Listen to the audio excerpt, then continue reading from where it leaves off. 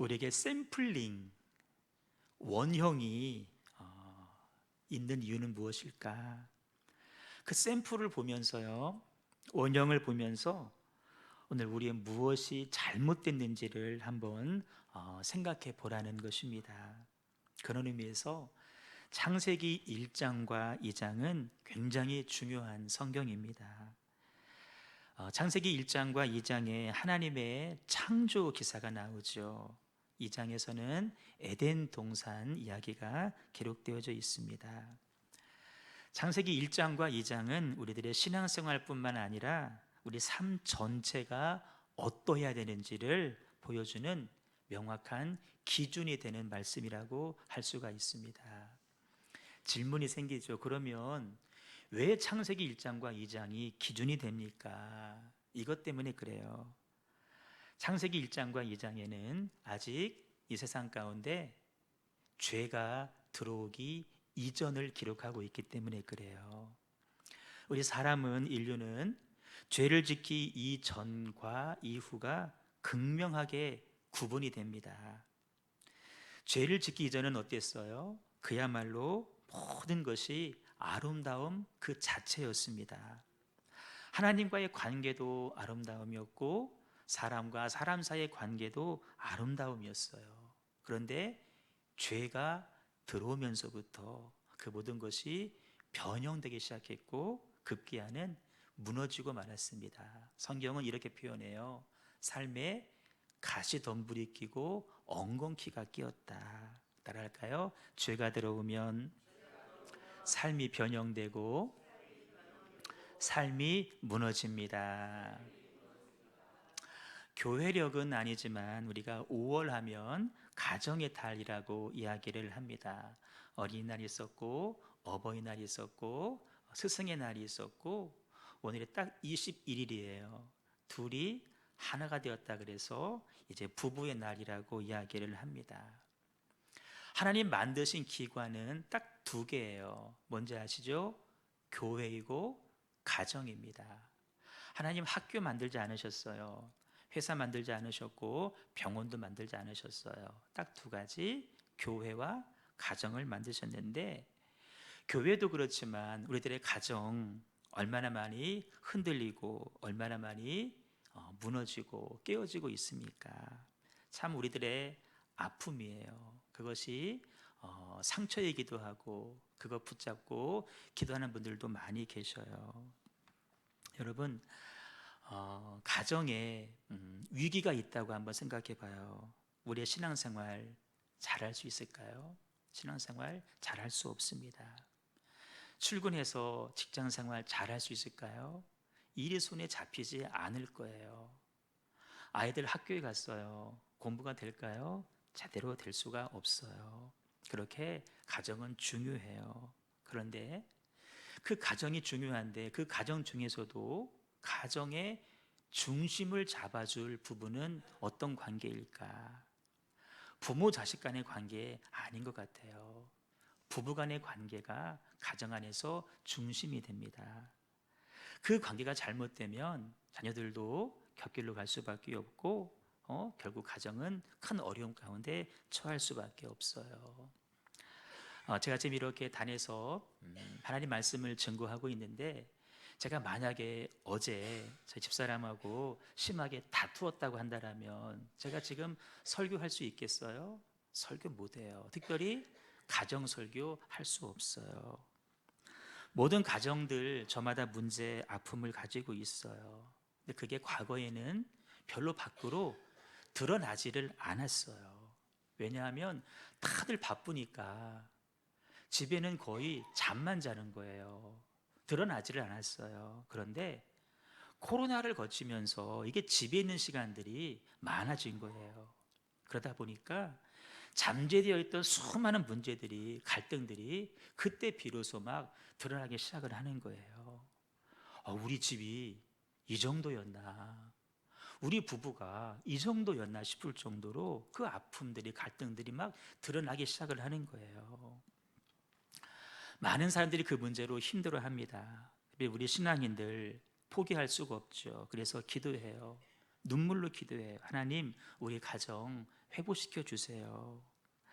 오늘 말씀을 통하여서 가정을 향한 하나님의 가르침 원리가 무엇인지, 복된 가정을 향한 하나님의 뜻과 섭리와 계획이 무엇인지 한번 생각해 볼 텐데, 여러분, 단지 오늘 말씀은 가정에만 국한되는 것은 아니에요.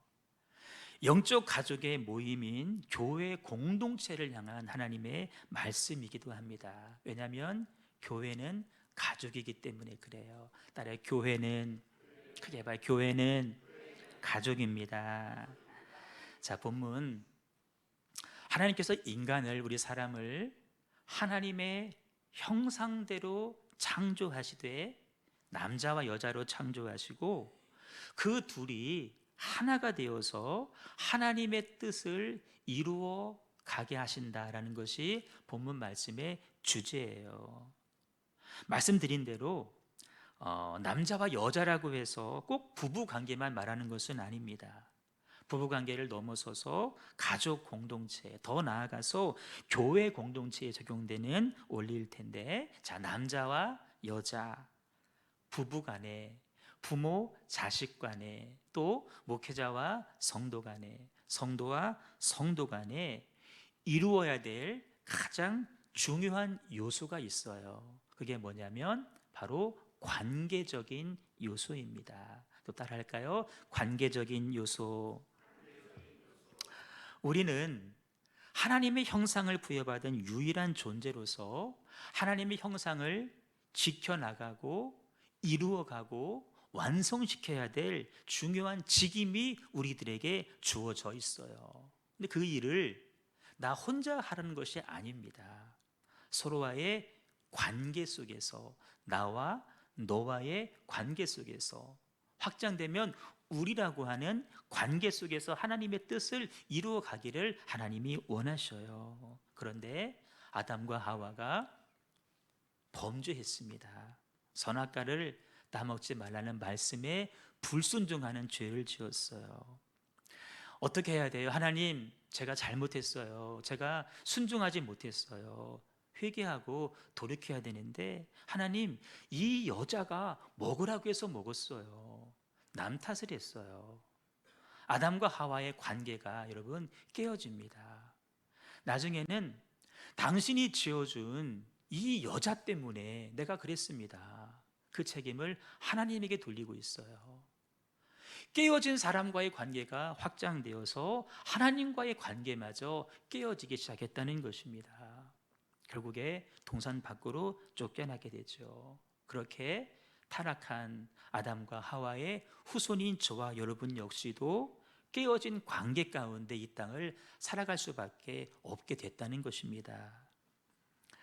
그렇게 사랑해서 결혼한 남편과 아내의 관계도 깨어집니다. 목숨 걸고 나를 낳아준 부모와의 관계도 깨어집니다. 형제 자매 관계도 깨어져요. 명백만 유지해요. 여러분, 교회는 또 어때요? 영적 가족인 성도와 성도와의 관계조차도 깨어진 채 그저 자기 신앙생활 혼자 해나가는, 때로는 주의 종들하고도 여러분들 정말 말씀으로 양육하고 바른 길로 인도할 책임이 있는 목사님하고도 관계도 깨어져서 그저 안 할 수도 없고 열심히 할 수도 없고 그런 관계 가운데 있는 모습들이 솔직한 우리들의 모습 아닙니까? 중요한 것은 여러분, 이 깨어진 관계를 우리가 어떻게 회복할 것이냐, 이게 중요해요. 하나님은 천지를 창조하실 때에 보시기에 좋았다라고 매일 말씀하셨고, 사람을 창조하시고 난 다음에는 보시기에 심히 좋았다라고 말씀을 하셨습니다. 그런데 오늘 18절에 보니까 이게 웬일이에요? 좋지 않았다라고 말씀하고 있습니다. 사람이 혼자 있는 것이 좋지 않게 보인다. 이 말이 무슨 말일까요? 사람 혼자 있는 것은 잘못된 모습이다. 혼자 밥 먹지 말아야지. 그런 의미 아닙니다. 애인하고 헤어졌어요. 얼른 다른 사람 사귀어야지. 여러분, 그런 말도 아닙니다. 얼른 재혼해야지. 그런 말도 아닙니다. 사람은 때로 여러분 홀로 있어야 됩니다. 특별히 하나님 앞에 홀로 있어야 됩니다. 사람들이 말하며 난 외롭다고. 왜 외로울까요? 하나님 앞에 홀로 서 있는 시간이 없기 때문에 그 삶이 외롭게 느껴질 뿐입니다. 하나님 앞에 홀로 있어 봐야 내 영성이 개발되어지고 세상을 떨쳐낼 수가 있습니다. 여기 사람이 혼자 있는 것이 좋지 않으니 이런 의미입니다. 남자 혼자만 창조된 것이 좋지 않다는 뜻입니다. 남자 혼자 창조된 것은 하나님의 원래 목적이 아니라는 것이죠. 더 나아가서 하나님의 추가적인 계획이 있다는 의미입니다. 어떤 계획일까요? 하나님은 당신의 계획을 이렇게 말씀하십니다. 내가 그를 위하여 돕는 배필을 지어주겠다. 여러분, 아담이 혼자 있습니다. 하나님 그걸 보고 이거는 아닌데 돕는 배필을 만들어줘야지 마음 먹어줬어요. 그럼 어떻게 해야 돼요? 얼른 지어주시면 좋겠는데 하나님께서 다른 일을 아담에게 시키셔요. 지으신 모든 생물을 아담에게 데려오셔서 아담아, 네가 이 생물들의 이름을 좀 지어줘라 라고 일거리를 시킵니다. 말씀 보시면 아담이 각 생물을 부르는 것이 곧 그 이름이 되었다라고 말씀해 주고 있어요. 아담이 부르는 대로 그 생물의 이름이 됐다는 거예요. 여러분, 저를 보세요. 아담이 아무 생각 없이 대충 이름을 지었다는 의미가 아닙니다. 왜 나한테 이런 걸 시켜? 얼른 짝이나 만들어 주시지. 얼렁뚱땅 어영부영 이름을 지었다는 의미가 아니에요. 아담이 각 생물을 관찰하는 거예요. 관찰하면서 그 특징을 살피는 거예요. 이 생물에게는 어떤 이름을 지어줄까? 저 생물에게는 어떤 이름을 지어줄까 생각하면서 그 특징에 합당한 이름을 각각 지어줬다는 거예요. 이걸 보면서 우리는 깨닫는 게 있어요. 그렇구나. 타락하기 이전에 아담이 가졌던 능력은 정말 엄청난 거구나. 여러분, 하나님 지으신 생물이 어디 하나 둘입니까? 새의 종류만 해도 여러분 어마어마하죠. 제가 한번 적어 봤어요. 내가 아는 새가 뭐 있나? 참새, 비둘기, 까치, 독수리, 그 밖에 더 있잖아요. 저보고 지으라면요 이름 못 지어요. 자녀가 둘, 셋, 넷만 가도 이름을 어떻게 짓지? 지을 이름이 없어요. 고민스러워요. 그런데 각각의 특징을 살펴보고 그에 걸맞는 이름을 아담이 중복되지 않게 다 지어 주었어요. 죄를 짓기 이전의 능력이에요. 여러분, 지금 인류의 사람들의 지적인 능력이 얼마나 대단한지 아시죠? 우리 다 스마트폰 쓰실 겁니다. 스마트폰이 얼마나 기능이 많은지 몰라요. 세상에 저는 그 기능이 이름이 뭔지를 모르지만 제 핸드폰에는 가끔요 아침마다 이렇게 알림이 떠요. 무슨 알림이냐면은 5년 전 오늘 해가지고 찍은 사진이 올라와요. 5년 전 사진이 올라왔더라고요. 며칠 전에 봤더니 우리 헵시바 워십팀하고 그때 하루 바람 쐬러 갔다 온 적이 있었어요. 대천 해수욕장 갔다 왔는데 그때 바닷가에서 찍었던 사진이 올라온 거예요. 5년 전이에요. 지금도 이렇게 예쁜데 5년 전에는 더 이뻤더라고요. 학생들 같고. 여러분, 그 기능 어떻게 그런 기능이 있어요? 누가 만드는 거예요? 사람이. 어떤 사람이? 죄를 지은 사람이. 죄에 오염된 사람이 그런 걸 만들어낼때 AI 아시잖아요. 인공지능, 챗 어마어마하잖아요. 죄를 지은 사람이 만든 거예요.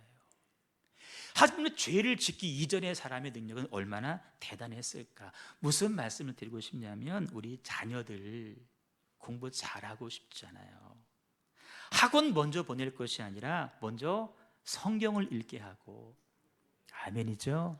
성경을 알게 하고, 죄가 뭔지를 성경을 통해 알게 하고 죄를 짓게 하지 말자는 거예요. 죄악에 물들게 하지 말자. 우리 자녀들이 되게 누구를 보고 죄를 배워요?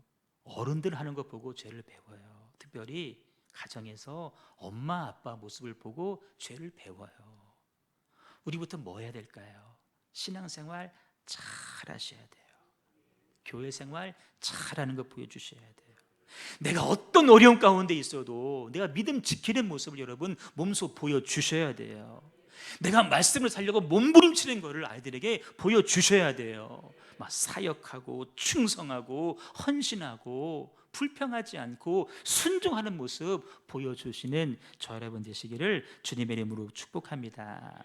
하나님께서 돕는 배필을 만들어 주시기 전에 각 생물의 이름을 짓게 했어요. 하나님이 그냥 지키신 것이 아니에요. 의도하신 바가 있어요. 어떤 의도냐면은 태초 인간에게 준, 아담에게 준 통치권, 그것을 사용하라는 거예요. 생육하고 번성하고 다스리고 정복하고 충만해라. 애초에 진 그 통치권을 아담아 너 사용해라. 사용해라. 여러분, 누군가에게 이름을 부여한다는 것은 그 사람보다 더 높은 권위에 있는 사람이 이름을 지어줍니다. 아담아, 저 생물들 네가 이름을 지어줘.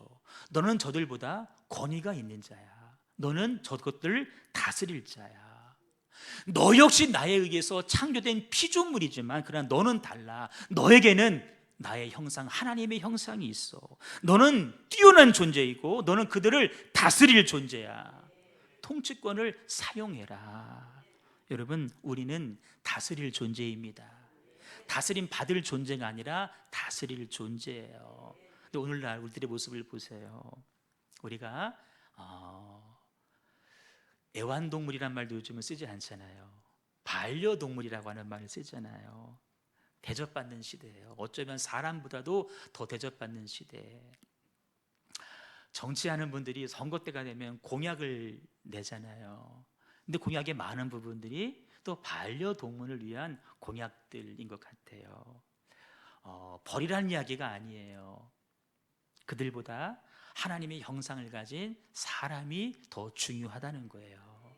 우스갯소리예요. 미국에서 건물에서 불이 났어요.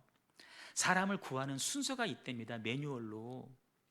장애인을 가장 먼저 구출해요. 그 다음에 노인분들 구출해요. 그 다음에 어린이를 구출해요. 그 다음에 여성분을 구출해요.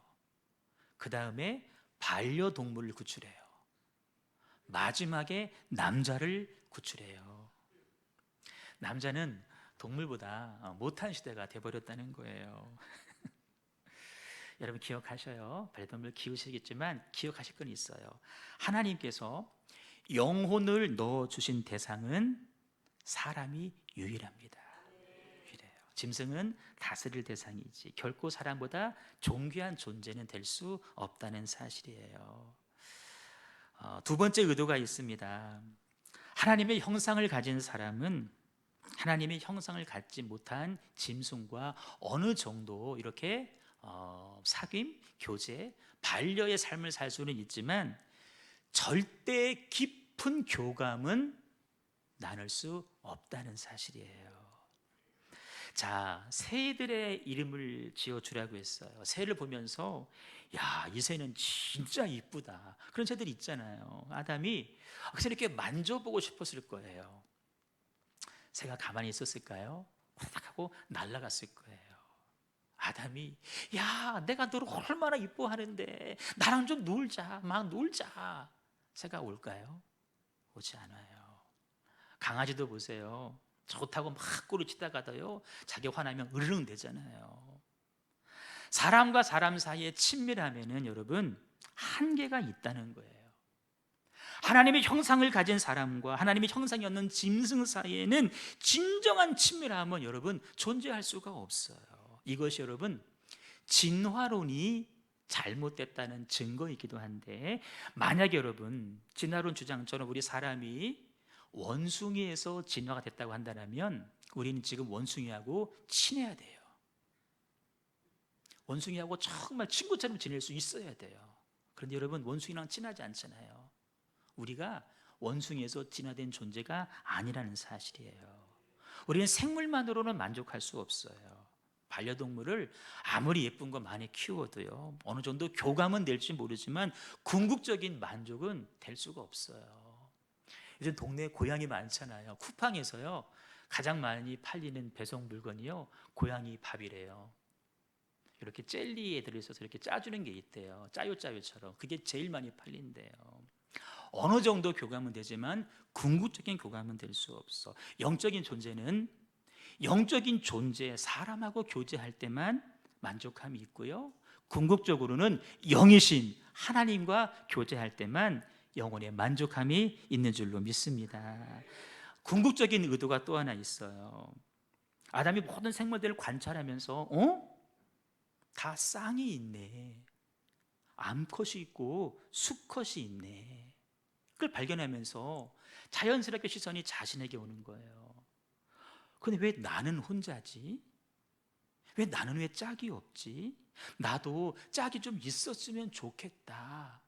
그 동반자의 필요성을 아담이 비로소 알기 시작했다는 거예요. 우리 하나님 참 인격적이신 게, 내가 너에게 짝을 만들어 줄게, 무슨 기계로 찍듯이 턱하니 만들어 주신 것이 아니에요.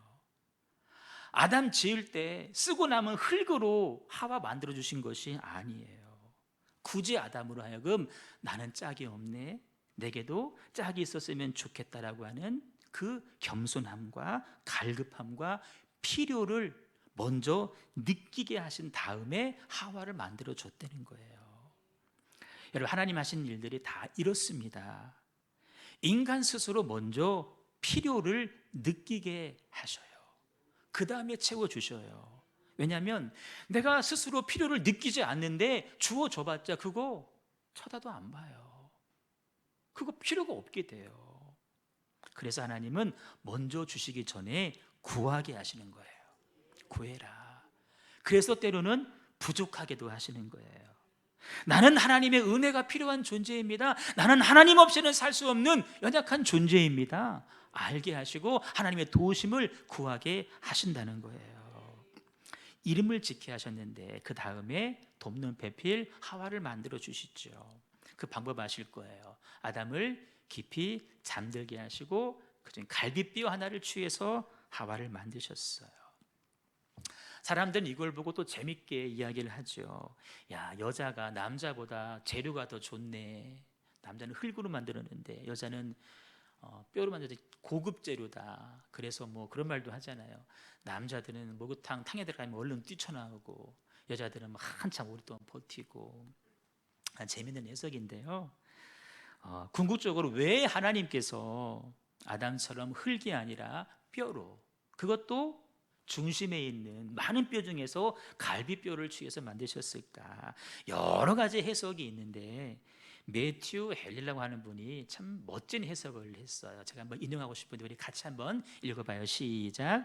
남자를 지배하라고 머리에서 만들지 않으셨고 남자에게 밟히라고 딱 밭에서 만들지 않으셨고 보호받고 동등한 위치로 사랑받으라고 남자의 심장 가장 가까이 있는 허리에서 만드신 것이다. 아멘. 남편을 지배하는 아내 계시나요? 하나님 질서에서 어긋난 거예요. 웃는 게 수상한데요. 지배하시면 안 돼요. 아내를 막 이렇게 때리시는 분 있나요? 안 돼요. 절대 안 돼요. 동등한 위치에서 서로 사랑하고 사랑받으라. 남자는 사랑해 줄 때 자기 존재감을 느껴요. 아내는 사랑을 받을 때 저게 존재감을 느끼는 거죠. 여러분, 서두에 그랬죠. 이거는 결코 가정에서만의 원리가 아니다. 이거는 교회에서도 그대로 적용되는 원리예요. 우리 모두는요, 서로 사랑해 주면서 사랑받으면서 그 존재감이, 자존감이 생기는 거예요. 아멘. 옆에 있는 성도들 서로 사랑해야 될 대상이에요. 사랑할 대상이죠. 자, 히브리에서 아담이라고 하는 말 속에는 사람이라고 하는 뜻이 있어요. 아담은 사람이에요. 무슨 말씀이냐? 하나님께서 하와를 만들기 이전에는 남자라는 말이 나오질 않아요. 아담은 하와예요. 아담 혼자 있을 때는 남자가 아니에요. 그냥 사람이에요. 근데 언제 남자가 됐느냐? 하와를 만들어 주시고 난 다음에 남자가 되고 여자가 된 거예요. 제가 우리 9시 예배 드리면서 우리 신주호 전사님 저 지난주 결혼했잖아요. 그런 얘기 했어요. 우리 신주호 전사님은 그 이전에는 그냥 사람이었어요. 남자 아니었어요. 그냥 사람이요, 사람. 그런데 에스더를 만나서 결혼하는 순간 전사님은 드디어 남자가 되었다고. 마찬가지예요. 우리는 사람이었어요.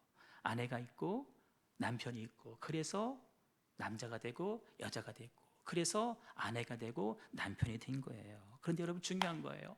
이 모든 과정을 계획하시고 설계하시고 이끌어 가신, 주도하신 분이 있다는 거예요.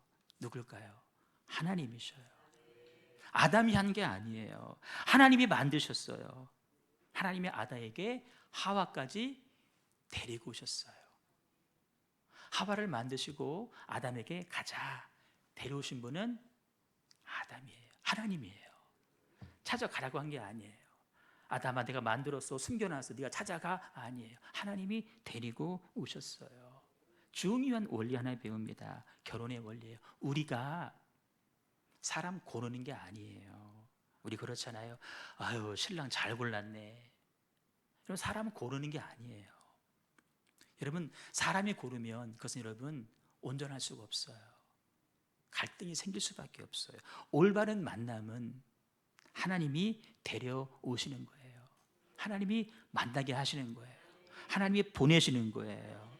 부모된 우리는 뭐 해야 될까요? 하나님, 우리 자녀들이 복된 배우자 만날 수 있도록 귀한 만남의 복을 주세요 라고 기도하셔야 돼요. 자, 하나님께서 데리고 왔어요. 이끌어 오셨죠. 돕는 배필이라고 이야기를 합니다. 여성분들은 이 돕는 이란 말 때문에 이 말을 좀 불편해 하세요. 왜 우리가 여자가 남자를 돕는, 뭐 시중드는 하녀냐.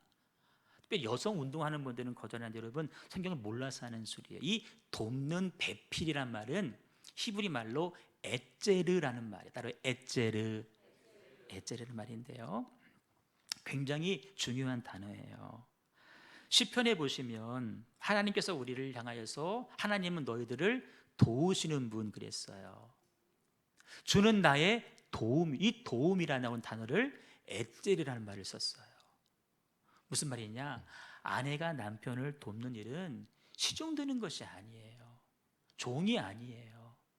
하나님께서 우리를 도우시는 것처럼 우리를 돕는, 누구의 일을 하는 거예요? 하나님의 일을 하는 거예요.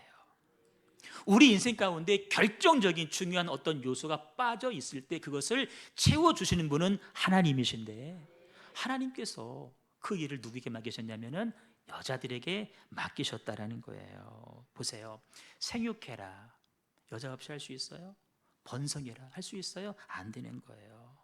남자가 아무리 힘을 써도요, 여러분, 다스리고 정복할 수 있어요? 아니에요. 아내와의 관계 속에서 그 힘을 공급받아야 다스릴 수 있고 정복할 수 있어요. 그런 의미에서 여성은 결정적인 존재예요.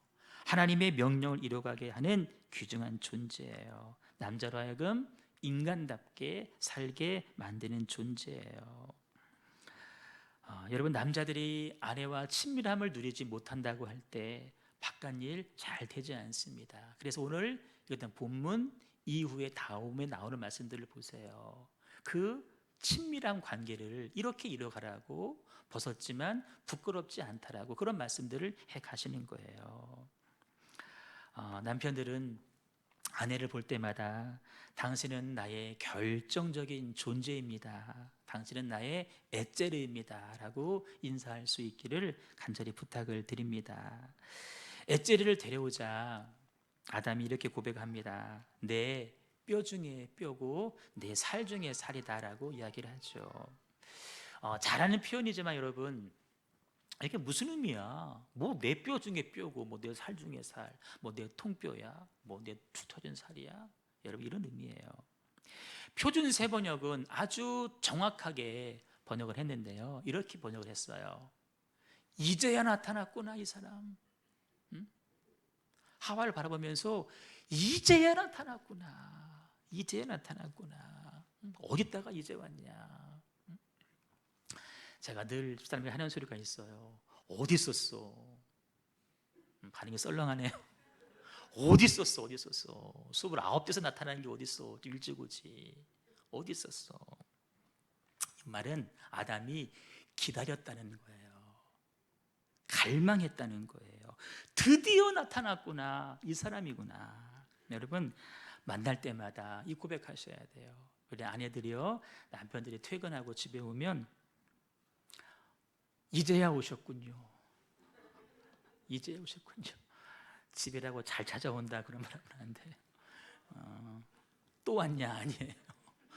밥이라도 먹고 들어오지 그러면 하면 안 돼. 이제야 오셨군요. 이제야 오셨군요. 여러분, 바로 이것이 결론이에요. 타락하기 이전에 우리들의 언어예요. 타락하기 이전의 모습이 이런 모습이에요. 서두에 그랬죠. 원형을 말씀드리는 이유는 그걸 보고 오늘 내가 얼만큼 어긋나는지를 보라는 거예요. 사실 여러분, 교회에서 강단에서 가정에 관한 설교하기 쉽지 않습니다. 왜냐하면 너무나 많은 아픔들, 상처들을 가지고 있는데 그것이 도리어 또 다른 상처가 될까 봐 사실은 말하기가 어려워요. 집사람이 저희 그러는 거예요. 목사님 5월인데 가정의 설교 안 하냐고. 해야 되는데 그것을 받지 못할 분들이 있을까 봐 내가 망설여 그랬거든요. 여러분, 아니에요. 마음먹은 것이 원형을 봐야 돼요. 원래는 이래야 되는 거예요. 근데 그것이 어긋났다. 왜 어긋났느냐? 우리의 죄 때문에. 죄가 들어오면서부터 이렇게 변했다는 거예요. 가정을 말씀드렸지만 교회도 똑같아요. 똑같아요. 그 원리에서 벗어나시면 안 돼요. 죄와 싸워서 이기셔야 돼요. 대접받으려고 하지 말고 먼저 돕는 배필되어서 저 사람 왜 저래? 부족함이 보이시죠? 그걸 가지고 말하면서 허물 삼을 것이 아니라 그 부분을 내가 배필로 채워주자는 거예요. 메꿔주면 된다는 거예요. 서로를 갈망하는 거예요. 이제 오셨구나. 이제 오셨구나. 어디다가 이제 오셨어요? 잘 지내셨어요? 보고 싶어서 혼났어요. 이렇게 이제 오셨구나라고 갈망하셔야 돼요. 그렇게 말씀을 기준 삼아서 온전한 회복을 이루어 가시는 저와 여러분의 가정과 교회가 될 수 있기를 주님의 이름으로 축복합니다. 축복합니다. 우리 찬양하시죠. 주 안에 우린 하나 찬양하겠습니다.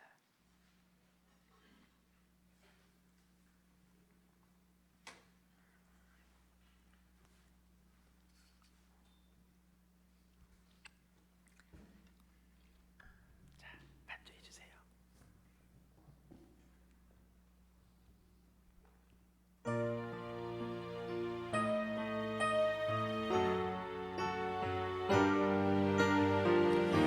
회복에 대한 간절한 열망을 가지고 찬양했으면 좋겠습니다.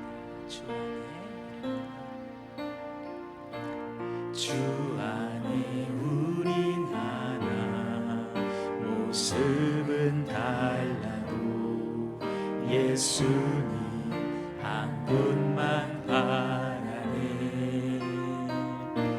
사랑과 선행으로 서로를 따스함으로 보듬어 가리. 주님 우리 안에 함께 하시니 형제 자매의 기쁨과 슬픔 느끼네. 내 안에 있는 주님 모습 보네. 그분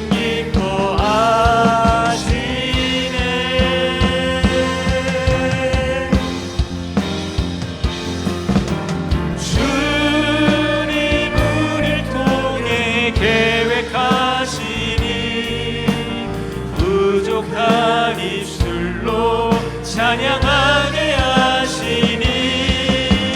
주님 우리를 통해 계획하시니 너를 통해 하실 일 기대. 주 안에 우린 하나, 주 안에 우린 하나, 주신 예수님만 바라봅니다. 분만 바라네. 사랑과 선행으로 서로를 격려해 따스함으로 보듬어 가리. 주님 우리 안에 함께 하시니 형제 자매의 기쁨과 슬픔 느끼네. 내 안에 있는 주님 모습 보네. 그분 기뻐하시네.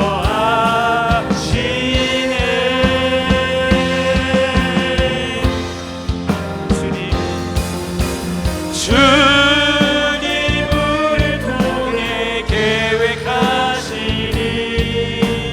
부족한 입술로 찬양하게 하시니.